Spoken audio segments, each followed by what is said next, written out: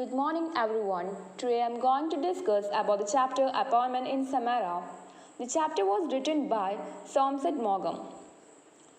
Maugham was a British playwright, novelist and short story writer. He was born in Paris. He was orphaned at the age of 10, after which he lived with his uncle and aunt in England. He qualified as a surgeon, but he did not practice. His first novel was Lisa of Lambeth. He wrote this from his experience as a medical student.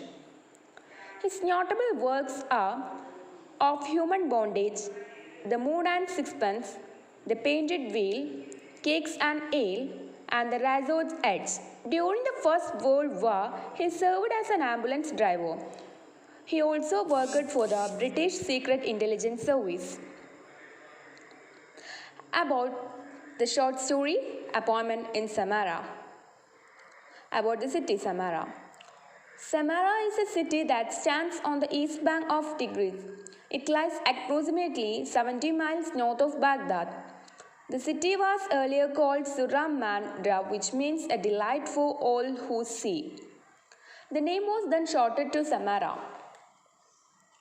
The Appointment in Samara is a retelling of an Arabic tale. It is 9th century Arabian Sufi story from the Fudail ibn Iyad's Hikayatul Naqshiyah. Maugham included this tale at the end of his last play, Shippi. It's a conversation between Shippi and death.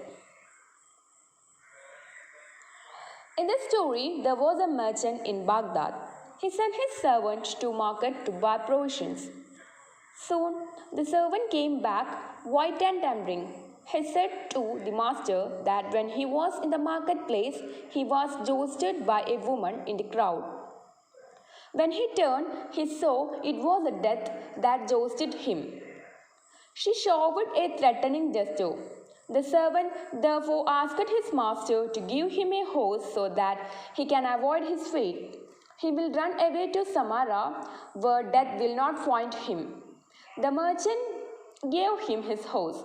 The servant mounted it. He made the horse run fast as it could. Then the merchant went down to the marketplace. He saw Death standing there in the crowd. He then asked the Death why she had frightened his servant by showing a threatening gesture that morning. Death told the merchant that it was not a threatening gesture. It was only a start of surprise. Death was astonished to see the servant in Baghdad, and she had an appointment with him that night in Samara. From this story, we can understand that there is no escape from death. This is the theme of this story.